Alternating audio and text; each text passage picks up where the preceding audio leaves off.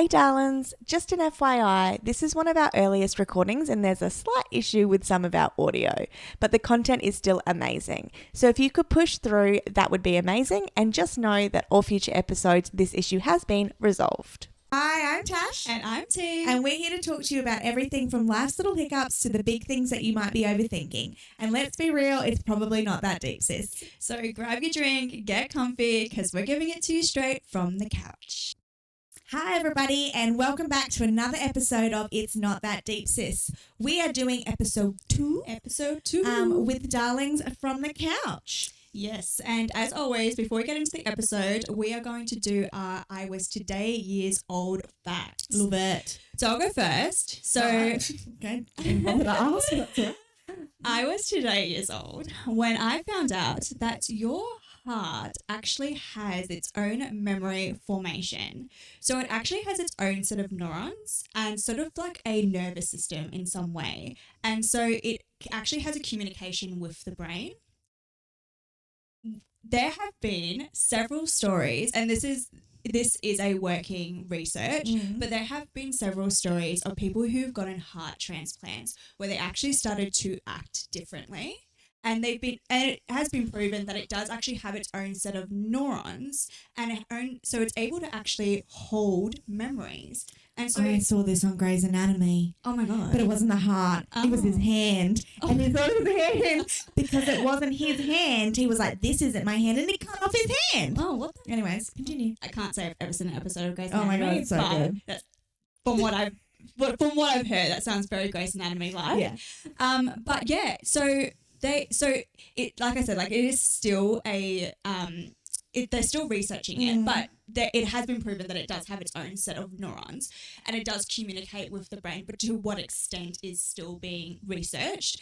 But it gives the whole statement and phrase, follow your heart. Or think of your heart. Yeah. Like a whole new meaning. Yeah. That is so interesting. So interesting. Your today years olds are so deep because mine is so not. Well, we've got to mix it up a bit. So do you know what loofahs are made of? Oh, it's a plant, isn't it? Yeah. I don't know that. Because you look at it and they're like these crumbly things that you clean your body with. And they're really, really coarse. And I don't know what I thought they were made out of, but I thought they were synthetic. I think the ones that you see in like Kmart and stuff are synthetic. Well, I don't think they're real loofah plants. Well, you know how like Facebook has all those really weird videos where they have like you're in like a third world country and they're making the product? Oh, yeah. Yeah, Joe and I love to watch them before we doze off at night. And they were making loofahs. And it was out of like pumpkins, a gourd. I don't know what a gourd is. I've heard of it, but I Yeah, can't tell you and what there it was is. another one, but like 3 different plants. Yeah, I mean, not right. plants, sorry, vegetables. Oh. It's a vegetable. Did you say vegetable?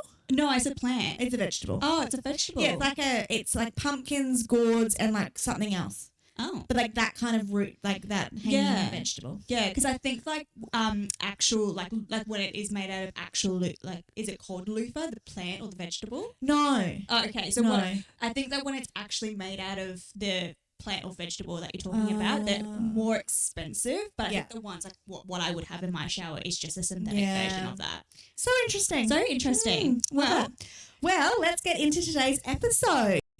So today we're talking love languages. that was really beautiful. Thank you. You should, if your full-time job doesn't work out, you should take singing. Yeah. If podcasting doesn't work out. I got a long Go through all I got a list of long this. We want to talk about what they are, for anyone who doesn't know what they are, where it came from, and what this might look when it's applied to the real world. So I do have some little quick notes here that I'm going to refer to so I don't completely butcher this. But love languages were originated by Dr. Gary Chapman. He was a Baptist pastor, author, and counselor. He wrote the book, The 5 Love Languages, The Secret of Love That Lasts, which was released in 1992. Oh, so it's really recent, which makes sense. Yeah. Because it is a modern concept. Mm-hmm. But it was released before we were born, but still really recent. Yeah. Yeah. Yes. So the book was aimed to try to improve relationships, but it has actually gone in a little bit of controversy with people within the industry of like relationship counselors and psychologists and scientists on how the legitimacy around how this works. But I think regardless, it really brings up a really important conversation around how to communicate with your partner. And it obviously doesn't need to be romantic, but any relationships in your life and how you best receive love. So in order to try to make that work the best that you can, it has made its entrance into pop culture and you hear about it everywhere now. So it's a real buzzword that's getting around. So what are the love languages? I'm going to tell you. For anybody playing along at home and you don't know what the 5 love languages are, words of affirmation, so that's verbal expressions of love, encouragement and appreciation. Acts of service, so doing helpful things for a partner. But we're talking, as Tiana said, we're not just talking romantic relationships, we are talking relationships in general, so it might be for a friend. Receiving gifts, so thoughtful presents that show love and care. Quality time, undivided attention and meaningful interactions. And physical touch, affection through touch, like hugs, holding. So Tiana's phone has a massive crack in it, so it's really hard to read. Don't expose me like that. Holding hands or cuddling. Cuddling. All right. So Tiana, what do you think your love language is?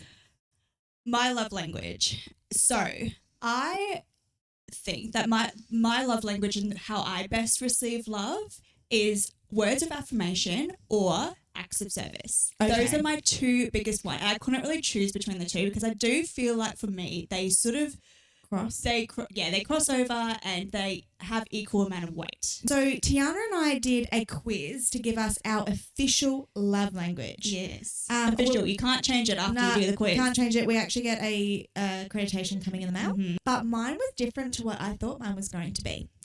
Okay. So what do you think yours are? Mine? Okay. Yeah. Me?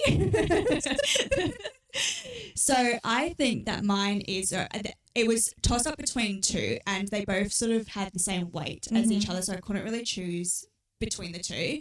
But my top 2 were quality time and words of affirmation. Yeah. So that's not what you got not particularly what you got in the quiz. That's just what you think you That's are. what I think. Yeah. Did you find the quiz quite difficult? Because as you said, some of them do cross over and I find that quite difficult because I've got love languages that I know are at the bottom of the list. So whenever that became a question between that and something else, it was really easy to answer. But then there was some, because my top 2 that I think I am is acts of service being number 1 and words of affirmation. Yeah. And so when there was stuff that had the 2 of them kind of competing, I found it really, really hard to pick. I did too, yeah. But my love language that I got in my quiz is not either of those. See, and that's so interesting because the way that I know you, I would definitely say you are an acts of service girl. Yeah, me too. Yeah. So that's wild. I know. So looking at your everyday life, now the reason that we talk about love languages is not just in romantic relationships is because we're not all in romantic relationships. Yeah. And at the moment, Tiana's single and ready to not mingle. Definitely not ready to mingle. Are you trying to show off my singing? Yes. This is what it's like having a little sister. Everything I do, I can do better. Have you seen Brooklyn Nine-Nine? Yeah. You know when he meets his sister and she thinks she can sing? That's who you remind me of when you try to sing. That's great. So give me some examples of how you perceive that your love languages are the ones that you are. Yeah, okay, 100%. So I have them written down because apparently I can't think off the top of my head. But so spending planned time together, whether it be a date or at home, watching a movie, but it needs to be completely away from our phones and intentional. So it's something that we haven't, and I'm in this aspect talking about a romantic relationship, but where it is an intentional date or spending quality time at home. So that's one way. Checking in on the other person. Yeah. And telling them, I hope you have the best day. And just, I don't think I've ever had a message from you that tells me to have the best day. no, but like, I do check in on you. You do. Yeah. Is there still signs of life? Is you okay? But like just sending either like a message or, you know, a voice note or whatever it may be, just to sort of let them know that you're on my mind kind of thing. That's a big one for me. And going and doing errands together. Oh, love. Yeah. Yeah. It's like we got shit to do, but like I'd rather do it with you. Yeah. Oh, cute. What are yours? So I have specific. So I'm going to talk about my love language, or the acts within love languages in my romantic relationship. So in terms of acts of service, every morning, Joseph, without fail, makes me a cup of coffee. And it's just the best thing ever. And I'm always in the bathroom getting ready, and he'll come in and we both just have these biggest smiles on our faces because it's just the best way to start the morning. And it's just such a little thing, but him making me that coffee. And there's been a morning that he is not up, and I've had to make my own coffee. Oh, And it's my the God. worst experience in the world. Scandal. I know, scandalous. So that's definitely number one. In terms of love languages, just those random messages throughout the day. Love you. Yeah. Like, hope you're having the best day. Oh, So proud of you. Like, all of that kind of stuff. It just makes you warm and fuzzy. I just love it. And I do it with my girlfriends too. Yeah. Yeah. 100%. And then the third would be, and I think, so Joe and I have been together a really long time. We live together. And I am, would we say particular? Yes. Yeah. No, and, there's no debating. and one thing that I'm really, really grateful for is that I don't have to take a lot of like the mental or the physical load when it comes to household labor on my own. And Joe really does do. It's not like 50-50. That's not how our relationship works, and that's another story for another day.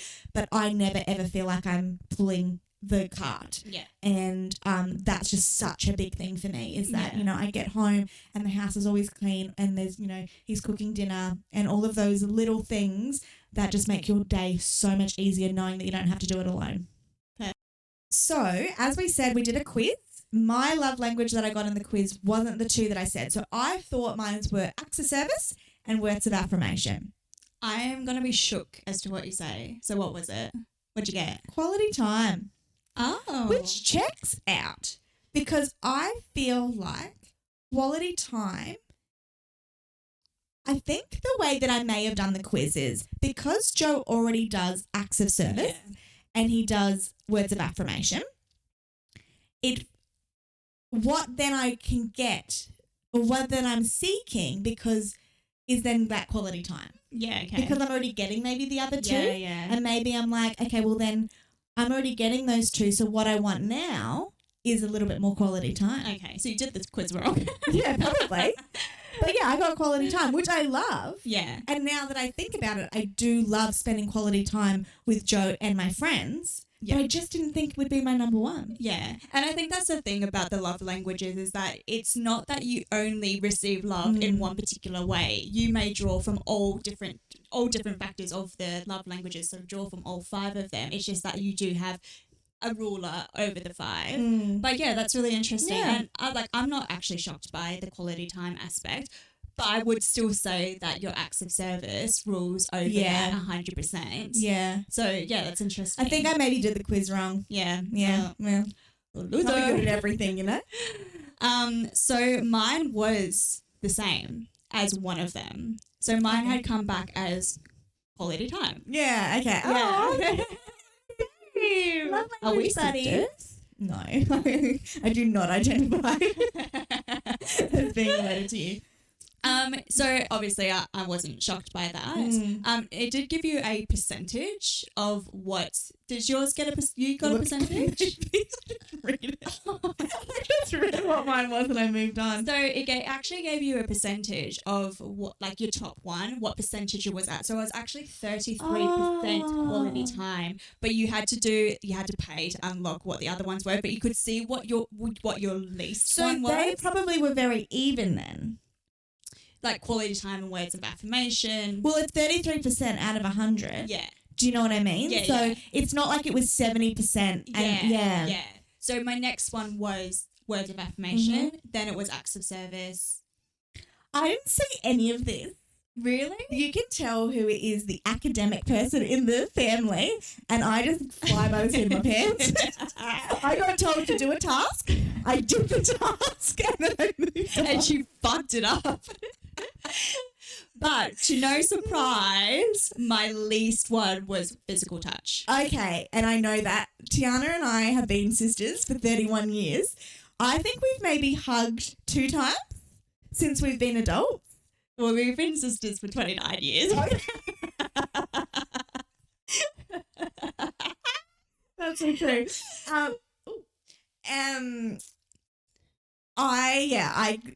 We probably were forced to cuddle as children, but as adults, I reckon we've hugged maybe twice. Yes.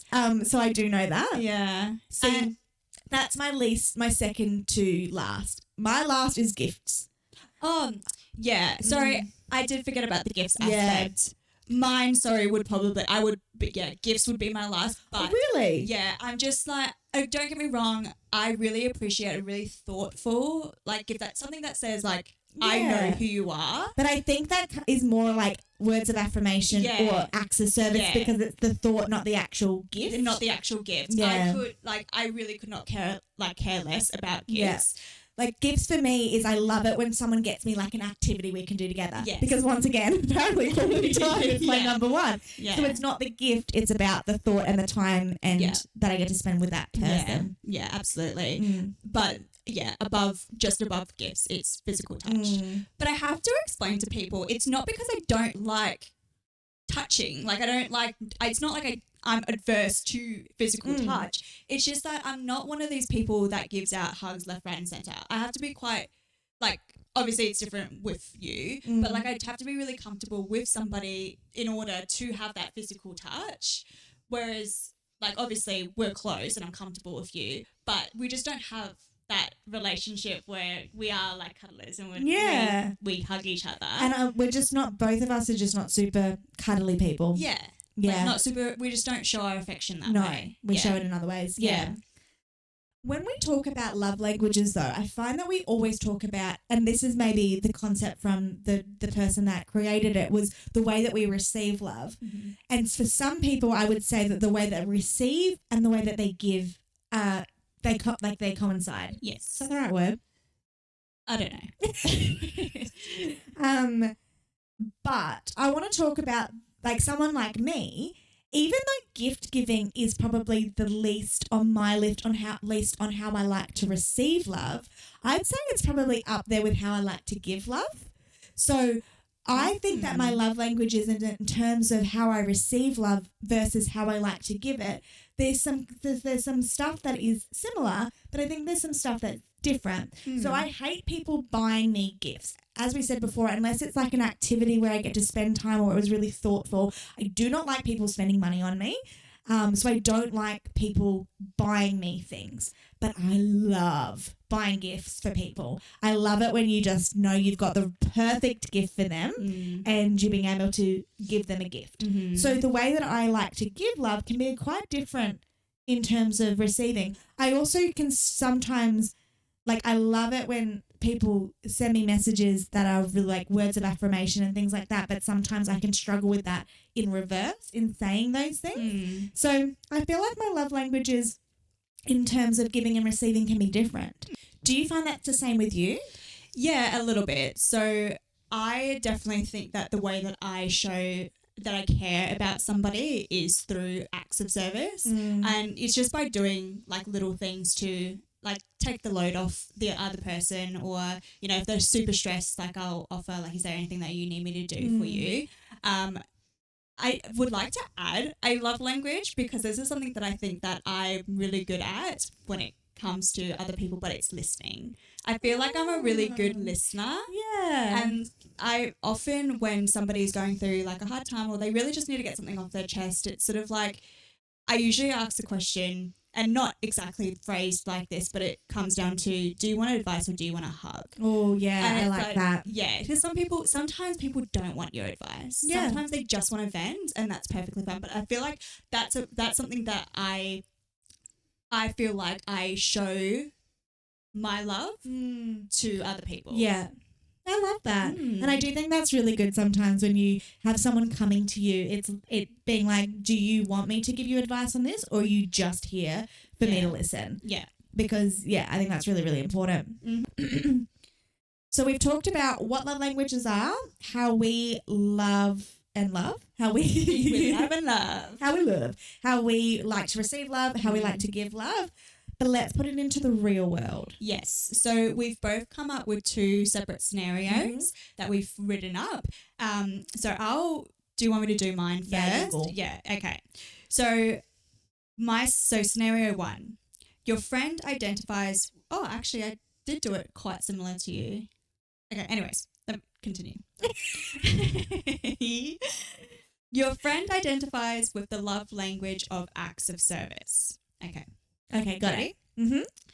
Your friend just got a job promotion and is excited about the new role. However, they're also feeling the pressure and stress of taking on significantly more responsibility than before. How do you support them during the transition and help them feel more at ease? Great question. So it's that they identify with the love language of acts of service. So for me, if I was the friend and their love language was acts of service, I feel that I would help with doing stuff that may take some stuff off their plate. So if they felt like maybe they were working longer hours, could I organise for them to have some pre-made dinners get delivered to their house? Or could I pop around on a Sunday morning and help with, getting all the laundry and the cleaning done? That's probably how I would support them, because other than actually going to their job and helping them with their work, which I don't know if I'm allowed to do, I feel like that's something that I'm not late. I'm stuck at work late again today. Cool. Do you need me to go pick that up from the post office, or do you need me to stop at the grocery store and I can pop it over on my way home? Yeah, love that. If I was that friend in that scenario, that I would be like, oh my God, you're the best person ever. So we got scenario 2. Your partner identifies with the love language of physical touch. You and your partner are finally taking a long overdue holiday to a destination you've both been eager to visit. You've planned a full itinerary filled with sightseeing and restaurant visits. After a few days, your partner shares that while they've enjoyed the activities, they feel something is missing and want to feel more connected with you. How do you respond? Oh, you have to always carve out. So whenever I go on a vacation, you got a day of activities, you got a day of nothing. You got a day of activities, you got a day of nothing. So my suggestion would be that the next day you do nothing, you sleep in, you spend all day that you need in bed. So that might be laying in bed, having breakfast in bed, watching your favorite show in bed, just being still together.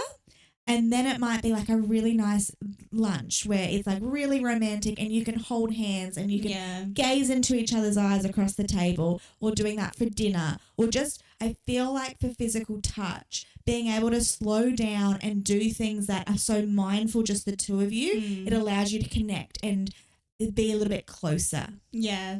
And I think that's like, I put that scenario in because I feel like couples tend to sort of face that. Like where one of them receives love differently to the other person, and it's not them taking a jab at you. It's not that they haven't enjoyed the holiday or the things that maybe you've planned, but it's just that they are feeling like a disconnect in some sense because they receive love by that.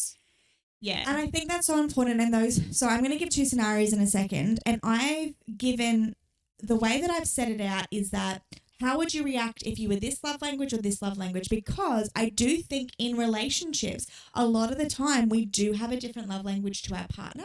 And sometimes I've heard people go, well, if you've got different love languages, it just doesn't work. And I don't believe that's true at all. I think it's being able to appreciate how that other person wants to receive and give love, and being able to then tailor your relationship to that. So we've got words of affirmation versus acts of service. So one partner, let's say Alex. Now, Alex's love language is acts of service. Feels like their efforts to show love and care aren't being noticed or appreciated by their partner, Taylor.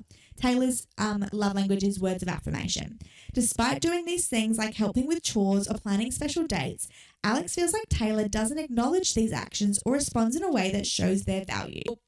one, I think there's two sides to this. So I think Alex needs to acknowledge that Taylor does not receive love the same way. So she may like obviously respects Alex for doing all of those things, but she's not particularly feeling loved because Alex is doing those things. Yeah. So one, acknowledging that from both sides, from both parties, and Alex making a little bit more of an effort to start to make Taylor be seen in ways of words of affirmation. But then on the other side of it, I think Taylor also needs to acknowledge that Alex is making an effort. It's just that she's making an effort not in the wrong way, but just not in the way that she would like. And she needs to communicate that with Alex to be like, look, babe, I really appreciate all these things that you do, but it doesn't make me necessarily feel loved. And this is how I would prefer to feel loved. Yeah. And communication, I think, is normally always the answer. Yeah. But I think that comes back to what we were saying is that in relationships, you probably are going to receive love different to how somebody else does. So when then you are trying to give love, you need to understand what your partner's receiving love language is so that you can tailor that your relationship to that, and not just making the assumption that because I like to receive love as acts of service, then therefore that's how I'm going to show my love. Yeah. All right, so my second scenario is from our Reddit forum. All right. Okie dokie. So relationship is ending due to differences in love languages. Oh. So when I said before, people think it can't work, we're going to make it work. My boyfriend and I have been together for a little over 2 years. Congrats. We're getting ready to celebrate our son's first birthday. We've had issues, serious fights and arguments around the differences in our love languages for a long time, and he's decided to end the relationship. Oh, I didn't read this before. Oh. He insists that he has come to the conclusion that I will never put in the effort to meet his standards for physical touch, and it's so the best to part ways. I've always validated that the way that he feels have let him know that I want him to feel loved, and I try to do so via physical touch, even though what comes naturally to me is acts of service. So in my mind, I'm being loving, but he never seemed to receive it. This is very difficult for me because I'm losing my partner, whom I love very much, and I'm feeling like I should have tried harder to give more physical affection. But then I also feel anger because I think that this is an issue we should have both worked at improving, and I feel like he just sees it as me not giving him what he needs. Not sure what I'm looking for here, but maybe some solidarity or to hear others' stories to when it comes to love languages. Is it common in a relationship to end because of this? Okay. I think there's so much to unpack there. Like, obviously, they've been in a relationship for a really long time and they've got, a child together. I feel like this goes deeper than just the love languages. Because you would think that after being so committed to somebody, there would be numerous conversations between the two of them if this was something that was actually impacting their relationship. Either he wasn't communicating this well enough and not actually being direct with his point, or maybe he was and she just was missing the mark completely. But I feel like regardless, there was a lack of communication in some way, or a disconnect in communication in some way. I think that they're definitely strife in that sort of sense, and that one partner is not providing the way that the other person would like to receive love, and maybe just isn't acknowledging that to the degree that they should. That can definitely put definitely put rife between two people. But I feel like when you're in a relationship for that long, it needs to be communicated. 100%. And once again, communication is always the answer to all of your problems. But I also think that, yes, there's probably a little bit more to it. I don't think that breaking up just because you have different love languages is normal. But I do think that if you've tried it and it still doesn't work, then yes, maybe the way that you give and receive love just isn't compatible between the two of you. But sometimes, as much as we may think that we are doing the things that other person needs to feel loved, we may just be missing the mark. And it may be as simple as going, tell me exactly how you love, like you want to be loved. And I know that that can take the romance out of it and it can feel very static. But if we then learn exactly what our partner needs, then we don't have to ask those questions again and we can learn to give love that way. And she did mention as well that she had tried to provide him the love in the way that he wants it to be received, but it almost didn't come naturally to her. Yeah. And so it seems like she was trying, but it was almost forced. Yeah. And I think that can put a lot of strain and pressure as well on that individual, because I don't think that it ever should necessarily be forced, but it is an adjustment if you're so used to naturally giving it one way. Yeah, but also just understanding it better. So going, how do you, like, I understand that your love language is physical touch, but what does that mean to you? Yeah, Does that 'cause mean that can look just different. sex? Or does it mean that you want to hold my hand in public? Do you want me to curl up on the couch with you and stroke your hair? Yeah. What does that actually look like to you? Because she might go, I know it's physical touch, but all I'm doing is maybe holding his hand at dinner. But what he really wants is to be cuddled at night, or when he's going through a really tough time, to be hugged. Or what does that actually look like? Because physical touch could look completely different, even if it is the same love languages for two people. Yeah. So I think, like, yes, it might sound not so romantic at the beginning, going, how do you want to be loved? But if you are committed to a relationship, you need to have those really not sexy conversations Yeah. to then have a sexy relationship. Yeah, and we all love a sexy We relationship. all love a sexy relationship. Well, that's it for today's episode. Episode 2. Episode 2 done. Thanks for chilling with us on the couch. We will see you same place, same time, more yaps. Stay comfy, darlings. Bye.